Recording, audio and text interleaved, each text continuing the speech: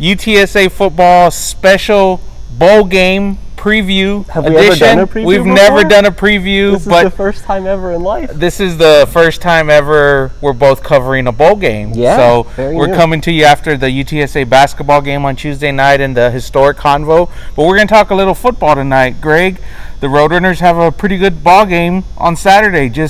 It's been a long road to this point for the Roadrunners. A lot of uncertainty these last few weeks, but it looks like we're going to wrap up the football season on Saturday. Yeah, I mean, don't count anything as happening until it happens. Correct. We thought we would be done with the Frisco Bowl by now, but then that went up in smoke, and Yep. they found another game very, very quickly. So I guess you never know anything until it happens. But yes, as of now, I'm planning on covering a bowl game Saturday. We'll see. We'll both be in Dallas. UTSA draws a really tough opponent in the Louisiana Lafayette Ragin' Cajuns. Yeah, it's a mouthful, but they're good. They're really good. They're nationally ranked 16th in the AP Top 25, 19th in the College Football Playoff poll.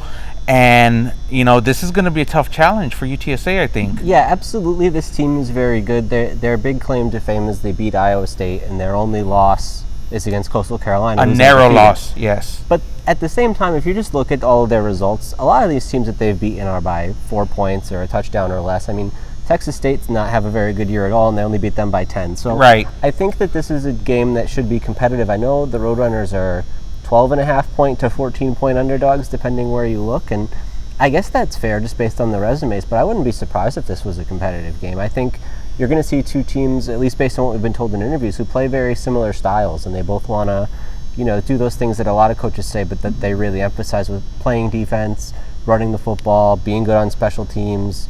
Those triangle of toughness things are going to be on display for both teams in this game. So that's why I think that it could end up being a competitive, close matchup. Was there any disappointment, you think? Maybe not so much of the players, but some of the fan base that, it went from looking like UTSA was going to play a Power 5 opponent to now they're playing a non-Power 5 now? Well, this is better than playing Texas Tech or Kansas State, right? By far, I think. mean, I guess if you want to be able to talk about like bragging rights, playing Texas Tech would be fun for some people. Yeah. Like some in-state Your thing friends where you and beat whatnot. an in-state Power 5 school, or that could have been cool. But I think just in terms of the competition on the field, if the goal is to put yourself up against one of the top teams in the best kind of competition you could face, who could you have possibly faced that would be higher ranked than this? The way the system works, a lot of those teams are already spoken for. So it's hard to do better than this in terms of the strength of the opponent that you're going to go up against. And so they have to feel good about that. It's a measuring stick. What are you going to get out of a bowl game other than a chance to just sort of put yourself on display and see where you stand? And if you can go on ABC on a Saturday afternoon and beat a nationally ranked team, I think that's pretty good for the brand compared to beating Kansas State, or I don't know, what if they went farther down the Big 12 ladder and it was Baylor or something like. It would be much better to, in my opinion, to beat a ranked team than to come away with one of those wins, even if the profile of the school on its own is a little bit lower. This is be the second ranked, I don't know, second or third time UTSA's faced a ranked team this season. BYU, and that's it, right? Yeah, so second time. And just making a comparison to that BYU game, I mean, it's similar, different style of football, but kind of a similar situation where I think they were ranked 15th or 14th when UTSA played them. Yeah. So, I mean, UTSA played pretty well in that game, and I think they kind of felt like they let that game slip away. And, if they are able to bring that kind of same energy, is it out of the realm we see an upset on Saturday? Well, I don't know how much I want to compare it to BYU, because that was a true road game, and BYU's not a real triangle of toughness team. They're kind of a spread it out and throw it kind of a team, and I think BYU is really, really, really good, and it was impressive that UTSA was that close. But I mean, I'd have to go back and think about it again. I don't think I remember feeling like UTSA got robbed in that game, or was in a position to win and didn't. I think BYU is clearly a superior team, and that's not like a knock on them. They're superior to a lot of people. So this game is going to be a little bit more of kind of a grinded out kind of showdown, and it's going to be interesting to see. Louisiana has to travel as well, and they have to also set up in the situation where it's probably a little bit of a layoff since their last game, getting ready for a bowl and that sort of thing. So it's just going to be a totally different kind of ball game. UTSA hasn't been out on the field in a while to see what they have, and who knows, who's gotten healthier and what kind of things we might see differently because of that. Or, maybe guys who just were out there, but maybe they weren't playing as well because the toll of the season, and now they're going to be fresher. So it's really anybody's guess because that works both ways too. So who knows what both sides are going to come with in this. Yeah, UTSA hasn't played in, it's going to be 4 weeks. It doesn't feel like it. Like there's so many things happening all the time. They were about to play for the conference championship maybe, and then before that their fate was on the line, so that was a game that was like relevant and paying attention, and then the Frisco Bowl was happening and then it wasn't. So when somebody said that today, I was very surprised. Like, I don't feel like I haven't been covering you guys. You've been very busy, but technically that's right. So they've been able to work a lot of the younger guys, I think. We talked about the Scout Team Super Bowl, which sounds like fun, and who knows what they might have discovered there, or who might have earned a little bit more playing time in this game, or like I said before, just to keep guys fresh and be ready to go. A lot of things popping off, as the kids would say. It's been an eventful couple of weeks. Yeah. Who knows what's ahead. We've talked to Jeff Traylor a few times this week already, and I was mildly surprised that he didn't shy away from the, I guess, historical significance of what could happen Saturday, and I think he almost kind of celebrated a little bit, that kind of saying, you could come here and make history. Yeah, well, bowls are a recruiting pitch too, right? That's the other point of playing in a bowl game, and I think especially with this one, if you can beat a ranked team, that goes a long way. And he's talked a couple times this season about the thing with UTSA is if you come here and if you play for this program, you have a chance to do things that have never been done, and maybe at a place like Texas or whatever, you can't say the same thing, where they have 100 years of history and a lot of great players have come through there. So I think now is a better time than any to really harp on that point and say this could be the first bowl win, and that could go a long way for the program. We got a switching roles to the Conference USA Awards. We got some news, a couple of Player of the Year awards, first team All-Conference, second team All-Conference, honorable mention guys. It's a pretty good feat for a team that had no guys on the preseason team and were picked last in their division. I think. Okay, who? What do you mean?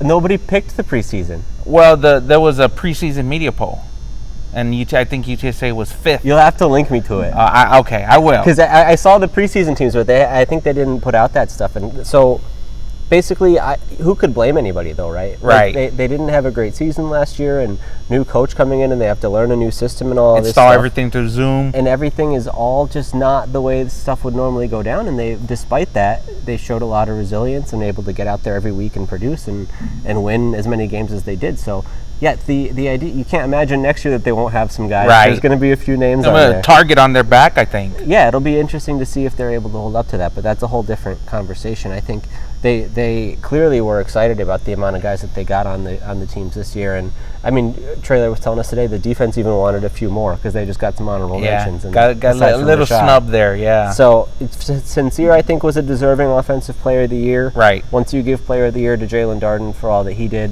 then I think lots Sincere's of touchdowns. Production is right there with anybody, and Grant Wells would have been the other guy you could talk about, but he ended up being freshman of the year, right? Right. So they had a place to put him. So they covered all the bases, And I think he's deserving, and certainly, you have to remember that he did it, and he missed a game too. Yeah. So we could have had even bigger numbers if he was able to play those. Now, I mean, UTSA played more games than anybody else as it is, so I guess that's not the most relevant point, but it was a great season for Sincere, and he's deserving of all the accolades that come with that. I was somewhat surprised we didn't see Jeff Traylor as Coach of the Year this year, but I thought he would be in the top 3 of coaches in this conference. I'd have to go back and look at it, but do they even pick a Coach of the Year, or do they just give it to the guy who wins the most every year? Yeah, it's I one think of those a lot things. of times it's just like, I would prefer if it was like a narrative award where you give it to either the guy who made the most progress through the season, which I think is a sign of good coaching, or a guy who did the most from one year to the next, which is a sign of good coaching. I mean, you look at the improvement at UTSA,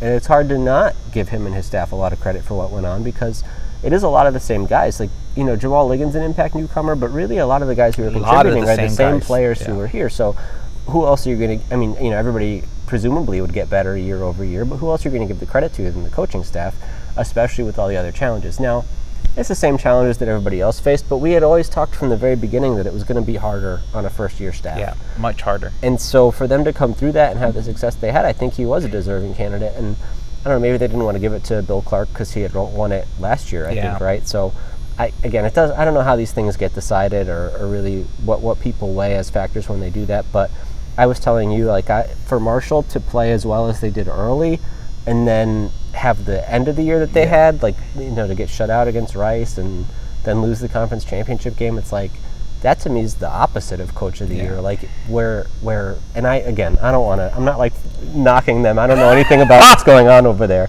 But it's like, I want to see where you are as a coach are bringing your team up through the year. Right. Because you're making adjustments and you're pulling more out of people, not where it's going the other way and you're getting worse as the season goes on. So, I mean, for all I know, they could have had everybody hurt and there was all these really good reasons for it and he did the best he could. But that's just my first impression. By all accounts, UTSA this 2020 season has been, more than anybody could logically expect, in terms of, the first year coach, the global pandemic. And let me ask you my last question for you here tonight. Does the season change depending on what happens Saturday in the bowl game? I think it's just like a cherry on top situation, right? Either way. So if you can win, I mean, if they lose by 100 points, nobody would say they didn't have a good year, right? Right. So I think that they've kind of already secured that part of it. And now if you can go and make that statement, that carries you into next year in a bigger way. Right. But again, if you don't, and if you lose the game, you just brush that off and say, I mean, they tied the program record for this, that, and whatever. Yeah. And like how much that they accomplished this year when so nobody many expected records. it of them. Right. There's already going to be momentum next year regardless. So this would just be a chance to be a bonus and that exposure nationally on ABC and the recruiting tool and all of that stuff. But do they need it? No, I don't think so.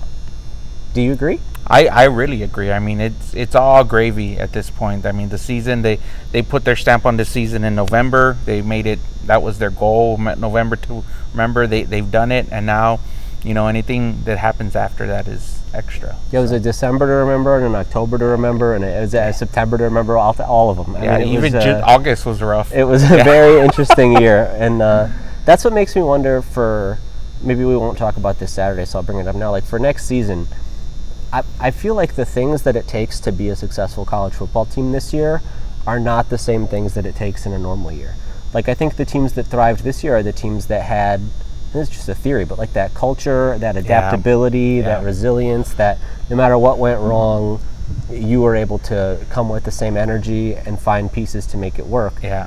And maybe next year when things are more X's and O's, are smoother, maybe it is more X's and O's, or maybe it's just more like overall talent because you think all of your guys are out there more consistently. So it'll be interesting to see, like maybe we find that across the country there's a lot of teams where what happened this year doesn't necessarily correlate to last year or next year just because it was such a different thing. It might end up being like a season in a bubble. So. And in my mind, that makes this upcoming off season, the rest of this recruiting class, and the spring season, which UTSA hasn't had under this coaching staff, that much more important, because that's where you're really going to take your team either to the next level or you're just going to kind of stay where you're at, because we talked about this also as well. I think we're going to kind of see a resurgence in Conference USA next season. There were a lot of teams that had bad years.